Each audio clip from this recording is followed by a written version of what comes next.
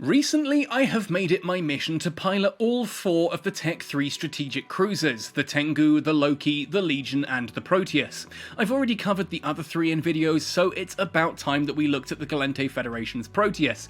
And this was the one I was least looking forward to. I skilled into this last pretty much because it just didn't really appeal to me. Everything I'd read online about it suggested that this was very much a PvP-centric ship, that I wouldn't be able to get it quite where I wanted to for C3 wormhole ratting. And honestly, I think it looks awful compared to the other 3, but it's surprised me. I'm actually really impressed with this ship now that I've had time to sit around and play with it, change some fits around, undock it and give it a go. I'm actually kind of in love with this ship. It still looks awful, but I'm having a lot of fun with it. So in this video, I'm going to show you how you can too. Ahoy there folks, I'm Captain Benzie, and in this video I'm going to be talking about the Gallente Federation's Tech 3 strategic cruiser, the Proteus. This weird, lumpy, misshapen hunk of metal on your screens now.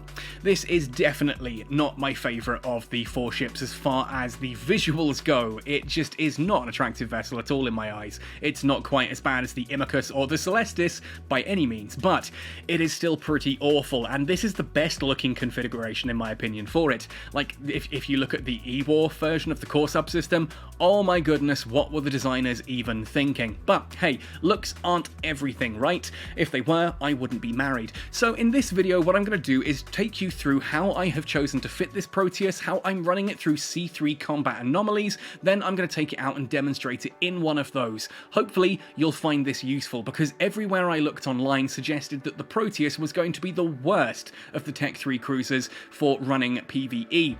And I've actually found it gets the best clear times, but that might just be me, I might be doing something wrong. Let me know in the comment section down below. If you do enjoy this video, please let me know, hit like on it, take a brief second, it doesn't take long at all and it helps me out massively. Subscribe if you want more EVE Online content dropped into your notifications, and if you do want to be awesome and go the extra mile to help support this channel financially, I have a Patreon, a PayPal tip jar, and a Redbubble merchandise store, all linked in the description that you can check out down there. Anyway, that's enough rambling on, time to jump into talking about the Gallente Federation's Tech 3 strategic cruiser, the Proteus. The Proteus was a really interesting ship to fit for me. It is so different to the other strategic cruisers that honestly I wasn't sure where to start with this one. Like, I had a decent fit for the Tengu using heavy assault missiles that I could use as a basis point for the Legion with heavy assault missiles. When I started a Loki with autocannons, I kind of just did the same thing but then swapped the heavy missiles out for autocannons, and that seemed to work quite nicely. But this is such a different beast that wasn't going to work. Instead, I wanted to kind of hit certain benchmarks, make sure I had certain amounts of armor, certain amounts of tank, so I had the survivability, I needed capacitor stability because of the neutralizers in there, and I wanted a decent amount of DPS out of it, and I'm pretty happy with the fit that I got. Now, before we jump into the fit and start with the subsystems, I do just need to point out about the subsystem skills. In my personal opinion, once you have Strategic Cruiser 1, so Gallente Strategic Cruiser 1 for the Proteus, I ignore the Strategic Cruiser for the rest of that. I now go into the subsystem skills, get those maxed all the way to level 5, then come back for the Strategic Cruiser skill. It's a nice skill to have, but the bonuses to the ship absolutely come from those subsystems, and they're actually surprisingly quick and easy to train into. That is where you're going to be able to skill into these quickly, then come back for that Strategic Cruiser skill later on. Now, at the point of me making this video, I'm sitting at 5 in all of the subsystem skills, but only 4 in the Gallente Strategic Cruiser skill. Anyway, with that said, let's talk about the subsystems. First of all, the core subsystem, which is the headpiece here on the front of the ship. Looks kind of like a snapping turtle, which I guess is kind of cool. This is definitely the most attractive of the different core subsystems. Wait until you see the electronic warfare one. It is singularly awful. So, Gallente core subsystems, Augmented Fusion Reactor.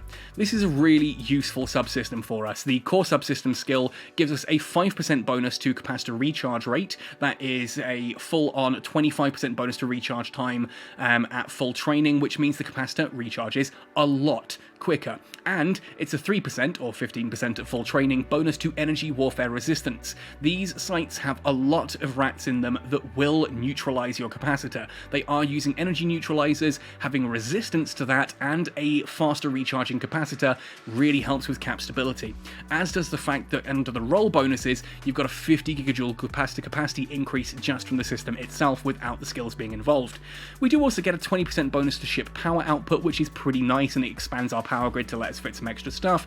2 mids, 2 lows. Pretty standard. Moving on to the defensive, can you guess which one I went for? Of course it's the Covert Reconfiguration. I will say this time and time again, if I can put a Covert Ops Cloak on a ship, I will fly that ship, and if there is a way that I can add a Covert Ops Cloak to a ship, then I'm going to do that by extension. This essentially, if we break it down nice and quickly, roll bonus gives us the ability to fit Covert Ops Cloaking devices, and Covert Cynosure Field Generators, not that we care about those particularly much for this, but we can fit Covert Ops Cloaking devices. They get a 100% reduction in their CPU requirement, and their reactivation delay is reduced to a mere 5 seconds. Pretty nice.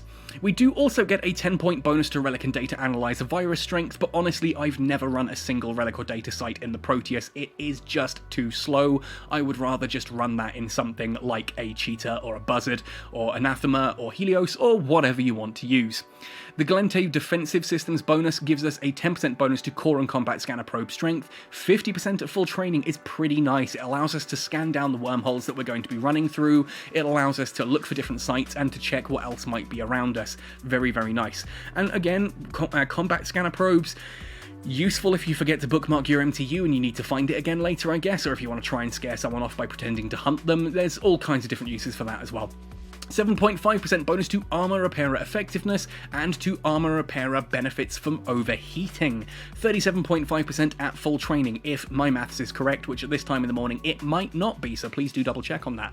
But this essentially means your Armor Repairers are going to be repairing significantly more, and in a worst case scenario, if you start taking more damage than you'd like, you can overheat it. And as long as you're not an idiot like me who forgets to un-overheat it, you can get some really nice armor repping from that for that duration. Very, very nice. We do get some nice bonuses here as well to shield and hull, not that the shield's going to help us really much here at all, and we get this beautiful additional 30 cubic meters of cargo capacity. This allows us to pretty much carry those the additional probe scanners and stuff like that we're going to be using.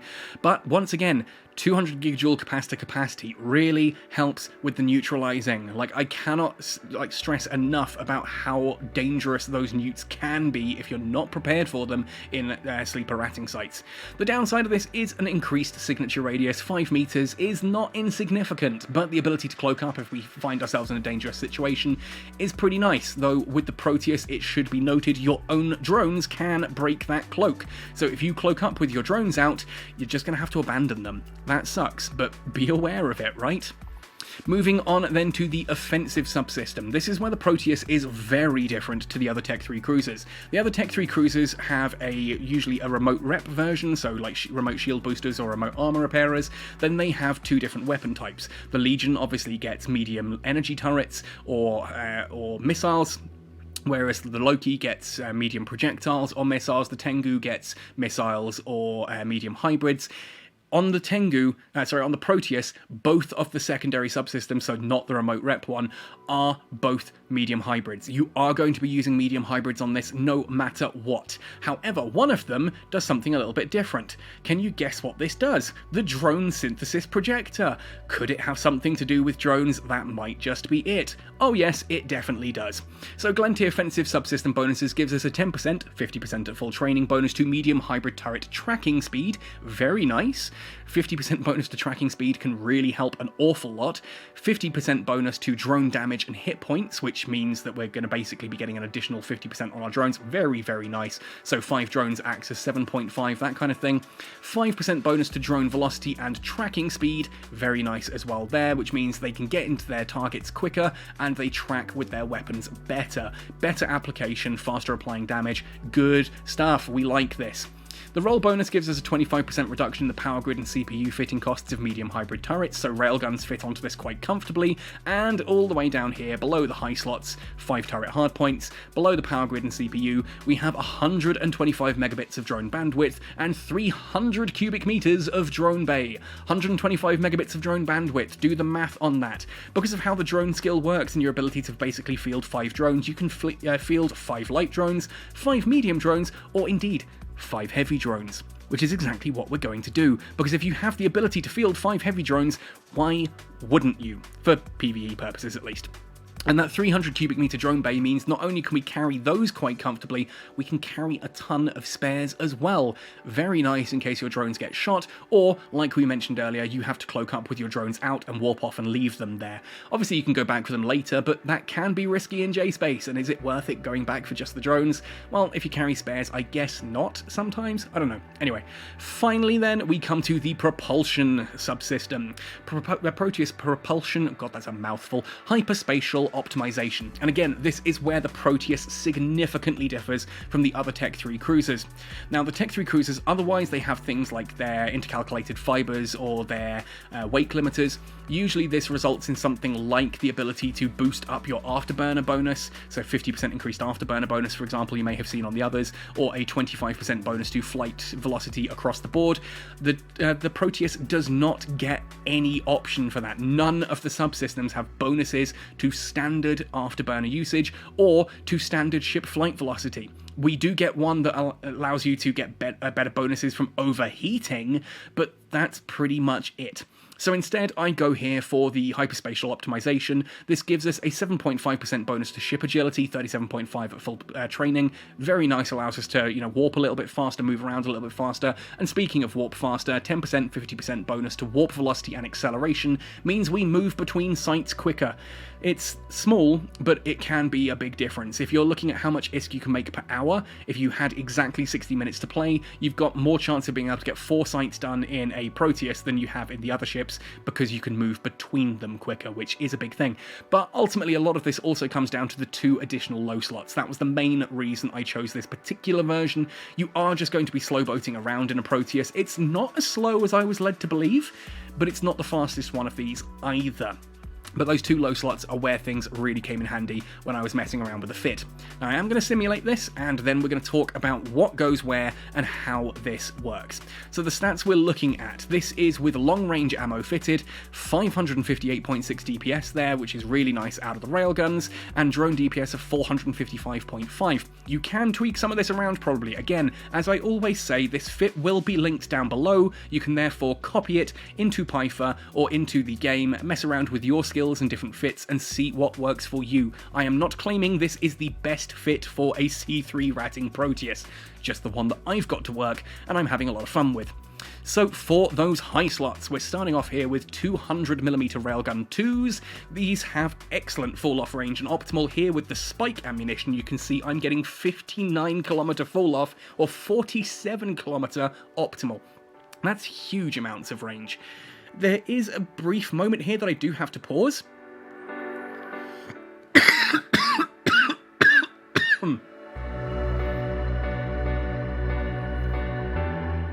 Where I have to admit that it confuses the ever-living daylights out of me the naming convention they've used for Tech 2 railgun ammunition. To me, a spike is something that is short and sharp, whereas a javelin is something long and thin and purposefully thrown over great distances. So why is it that spike is the long-range ammunition and javelin's the short-range one? That genuinely makes no sense to me, and that might be even more confusing considering I come from heavy assault missiles where javelins are the long-range version. So I don't know, maybe I'm weird in that, maybe I'm just the weird one that thinks spike should be short and javelin should be long, but it's apparently the other way around. Spike ammunition, massive range, and still pretty solid damage. Ultimately, if I were to change all of these out for the javelin ammo, you'll see this does go up to about 600, which pushes the total DPS way over the 1000 mark, which is quite high considering like the Tengu and the others kind of cap out around 700 for me. This can essentially push over 1000 DPS. It is worth noting that compared to the other Tech 3 cruisers that I've been using, this one does require me to shift the ammunition a bit more aggressively. In some of the others, like using heavy assault missiles, I'll often use the javelin even if I'm within range of rage, just because the time it takes to reload isn't necessarily worth the difference at that. Here on the Proteus, you need to be actively changing between spike and javelin as the range dictates. If it's under 20 kilometers, I'm going with the javelin. If it's over 20 kilometers, I'm going with the spike. It's worth mentioning as well, we do have 57 kilometers of drone command range, which is pretty nice. It means basically anything within 57 kilometers we're able to apply 1000 DPS to, quite comfortably. So, other high slots then, obviously the Covert Ops Cloaking Device 2 and the Expanded Probe Launcher 2, exactly what you'd expect. You don't necessarily need an expanded. A standard core probe scanner launcher is probably going to be enough just to allow you to scan down wormholes and different things like that if you need to make a run for it. But for the most part, I prefer to go with an expanded, one because I can, and two because there are benefits to having the combat scanners there as well from time to time. For the mid-slots then, propulsion, standard 10 meganewton Afterburner II. You could theoretically bling this a little bit higher, but for me, I'm finding that is working just fine. It's a nice cheap option rather than going for something like a Federation Navy or whatever, but it does the job. It gets me moving at speeds that I'm comfortable with, that help reduce the damage, and I don't see the need to push that up further. Because capacitor stability, as I keep saying, is a thing in these, we do need to be aware of neutralizing enemies. I have gone for a Thukker large cap battery. You can see that pushes us all the way to stability at 64.8%. That is a very stable capacitor. We are quite happy with that running. Finally, in the mid slots then, a Republic Fleet Target Painter. Again, I have blinged this a little bit because compared to a Target Painter 2, the additional signature radius modifier there from 30% up to 33% does make a little bit of a difference, because we're going to be using heavy drones that are a little bit slower, a little bit less tracking. Making your target as big as possible does make the difference, again with the long range railguns as well. So I think a target painter does work really nice there. I did have a drone navigation computer there at first, but this seems to work out a lot better and I'm clearing sites faster that way. For the low slots, we've gone for an armor repairer. We do, of course, get bonuses to this, courtesy of the defensive subsystem. Medium armor repairer 2 at standard, that's giving us 713 hit points per 9.6 seconds. If overheated, that shoots all the way up to 769 per 7.5 seconds. Much faster cycling and a significantly higher armor repair as well. Ultimately, again, I did start this off with 2 armor repairers, twin reps, but it really negatively affected the capacitor, and I never found I needed both of them on. Gentle overheating when required, if I messed up, seemed to fix things perfectly for me, and it's much easier just to carry a couple of nanite pastes in your cargo hold and repair some incidental damage from time to time when you're between your waves and you're moving between your different combat sites. Now, beyond this as well, on the subject of tank, I've got a reactive armor hardener here. This starts at 15% across the board resistances, but does modify them depending on the damage that you're taking. This is, of course, up against sleepers. Their turret weapons do electromagnetic and thermal, their missiles do kinetic and explosive, so it does kind of rock back and forward quite a bit. But again, it was either this or another multi-spectrum energized membrane, which one... The stacking penalty, I figured this one works better, and I had one lying around, so it kind of does. But again, you could just go for a second, for a multi-spectrum on there instead, if you think that's going to work better for you. An explosive energized membrane increases the explosive damage resistance, because this thing had a major explosive resistance hole in its tank that needed plugging pretty hardcore, so we had that. There's the Federation Navy multi-spectrum energized membrane. I went for an energized membrane again to keep the capacitor consumption down. Again, you might find that 60 odd percent stability is more than enough for you. You could swap this for the active version instead, for a bit higher resists, but kind of up to you. Finally then, a damage control 2, just to push those resists up further. You can see with all of this active, 72% resistances there on both the electromagnetic and thermal, all the way up to 77 and 82% there on the kinetic. Really helps reduce that incoming damage nicely, and means the armor repairer is more than comfortable to keep up with all of that. For the rigs, I've gone for 2 medium auxiliary nano pumps, again to help those armor repairers, and a medium explosive armor reinforcer, because again, I cannot state how pathetically weak that explosive hole is. It needs plugging. Otherwise, the little missiles that those sleepers are sending out to you are just going to do absolutely insane damage. But, okay, that's the fit. Let's undock this, showcase it in action, and show you how its playstyle differs from the other T3Cs. If you've watched my other Tech 3 Cruiser videos, you'll know that I like to showcase all of these in the same Fortification Frontier strongholds, because that way you can easily see how they compare to each other just by watching the videos side by side. In this case, I'm jumping into the second one in a row, hence the fact my shields are a little bit lower, but since we're armor tanked, I don't really care. The first thing you should do when warping into a site like this, after you decloak obviously, is drop your mobile tractor unit and bookmark it. Seriously, bookmark your mobile tractor unit. It is an excellent habit to get into. It means that you can warp into it if you move further away, and if you leave the site, you can come back to it without having to combat scan it down. Isn't that awesome? Anyway, unlike the other Tech 3 cruisers that I've showcased in this series, the Proteus does not orbit the targets. No, I'm orbiting the MTU. Ultimately, 5,000, 8,000, whatever you want to do to an orbit there is pretty much good enough. A wide orbit does help because it means you get less traversal at times, but more traversal at others. It's kind of hit or miss. You'll also notice that at this point, that Emergent Defender is dying blooming quickly if you've watched the other Tech 3 cruiser videos, because normally those take a little bit of a beating. Not in this fit. The application is good enough and the DPS is high enough that we just wreck them. Now, the first wave of a Fortification Frontier stronghold is 2 Awakened Defenders, which are DPS cruisers, and 2 Emergent Defenders. Emergent referencing frigate, Awakened referencing cruiser. Now, Emergent Defenders, these are frigates that not only web, which makes them a slight threat, but they also will aggress against drones, so I do want to take them out first. Fortunately, it's the Awakened Defenders that are the triggers, so I can afford to shoot both of the Emergent Defenders and just blap them off grid quickly, efficiently, and easily. Now, at this point, you'll see that what I'm doing is I'm making sure that my drones are attacking a target, and then I figure out what range that target's at. If it's something nice and close like this, that Awakened Defender is close there, I should be using Javelin. If it's under 20 kilometers, you should use the Javelin. If it's over 20 kilometers, that's kind of when you start to consider swapping to Spike. There is an awkward bit in the middle between sort of 20 and 30 kilometers where neither ammunition does a particularly good job, so you do kind of either want to be within 20 kilometers or more than 40 kilometers away, but more than 30 kilometers away, but it's kind of one of those things that while we're orbiting, we get that little bit of change. Here, you can see that Awakened Defender going down nice and quickly. A quick word on drones though, because obviously you can trigger multiple waves in a sleeper site, you want to make sure your drones aren't accidentally attacking something that they shouldn't be.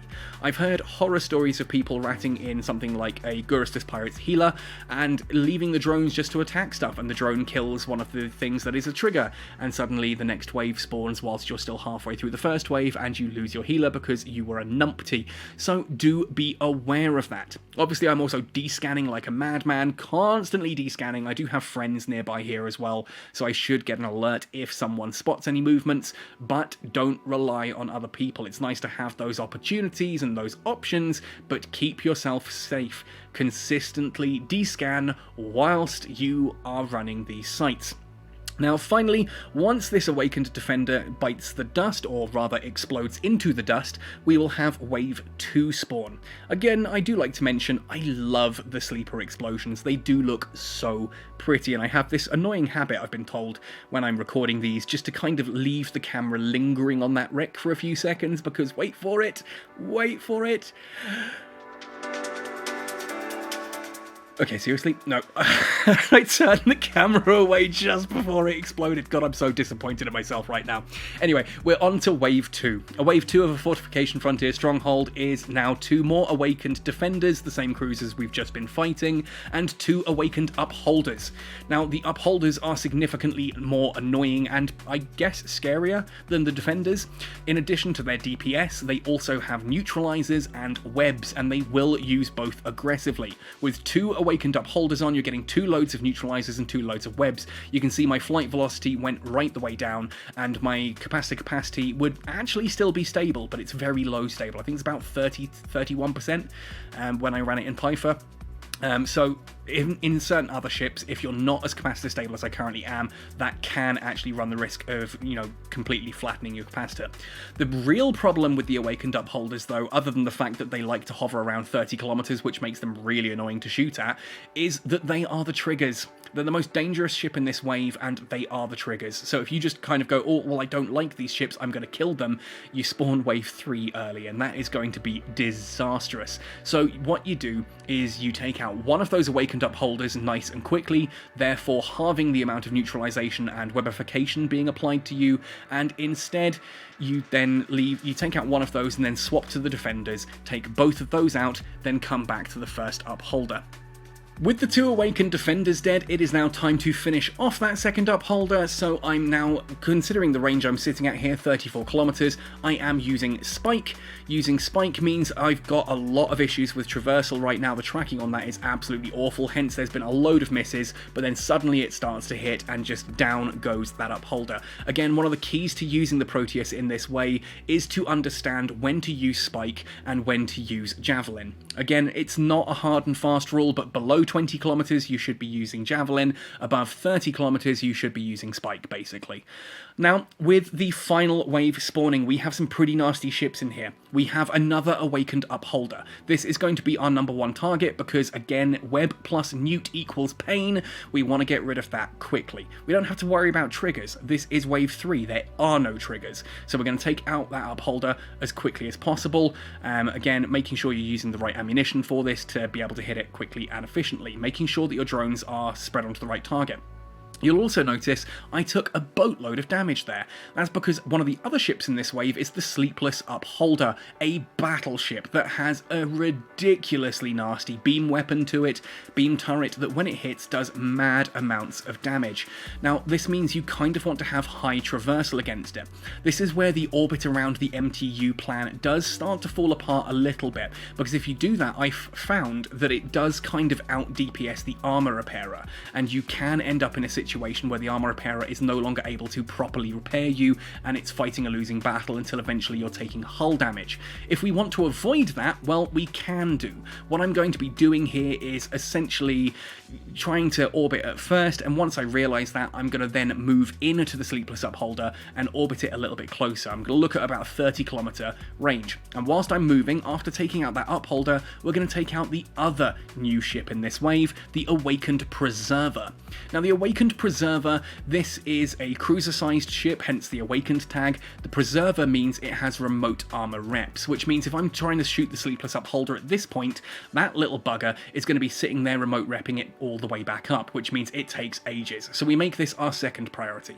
The first priority being the Upholder to get rid of that web and the newt, then we get rid of the remote rep. Now we only have to worry about the fact that the Sleepless Upholder is going to be doing mad amounts of damage to us if we drop our trajectory at all, but it also does a little bit of neutralizing. Not too much, we're still completely capacitor stable at this point, no sense worrying about it at all. We can just orbit and basically finish these ships off now. We've got through most of the danger of this entire anomaly, it's now just basically the cleanup operation.